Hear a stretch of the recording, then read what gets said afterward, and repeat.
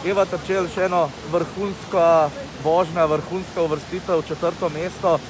4 kazenskimi sekundami pa verjetno težko pričakovati še kaj več. Ja, danes je bilo preveč štirk. V bistvu sem razočarana, no, zaradi teh dotikov. Res sem si želela narediti vrhunsko vožnjo. Zato sem tudi v bistvu napadalno štartala. Vseeno pač so se pripetile napake in na koncu ponovno le malo stran od stopničk, ampak ja, takšen je šport. Ste se že odločili, boste nastopili tudi na zadnji tekmi sezone v Poju?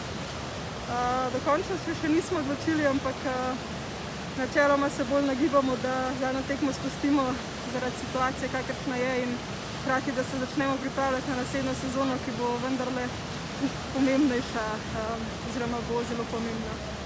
V kolikšni meri vam je bilo težko danes tekmovati, hladno vreme, dokaj zgodaj je bilo treba že nastopiti v polfinalu?